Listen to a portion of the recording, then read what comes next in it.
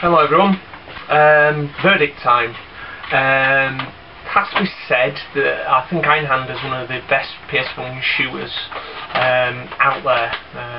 It's not up there with R-Type Delta and Grady's Gaiden in my opinion, but it's like the Criminal. This didn't get a European release, and people in Europe kind of really missed out on a great game.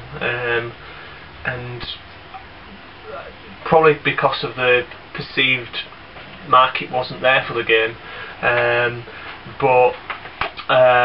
it's absolutely awesome. I mean, the graphics look a bit grey and a bit drab in comparison to some PS1 shooters, but the set pieces in the game are really nice. The different angles are very nice. The scoring system's not great, but it's basically based around the more you shoot, the more your bar goes up, and the more you score, and you've got to keep scoring to win. Basically, it's quite simple in that respect, but it's almost I think it's almost an afterthought in the game for me, to be honest. But the complex weapon system I really like.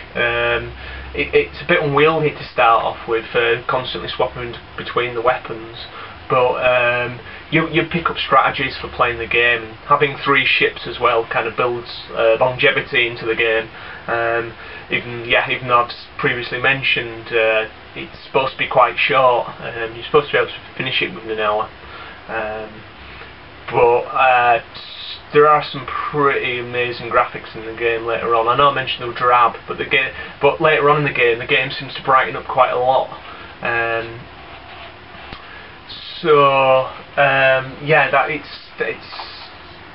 It's just a great game to play. It really is. Music's great. I think I mentioned that before. The music's very good. I'd consider buying the soundtrack if it wasn't so bloody expensive, but there are ways and means around of getting hold of the soundtrack, which I won't go into. But yeah, I mean, it's disappointing there was never a sequel to the game. But if I had to give it a rating, and again, because I'm old school, 85%. It's not quite, as I say, it's not quite up there. It's not quite into the 90s, but a damn good game to pick up and import, and a lot better than quite a few of the newer shooters have been released. But well worth picking up. So I'll probably stick a bit more gameplay on the end of this. But yeah, hope you enjoyed the video. I'll see you later.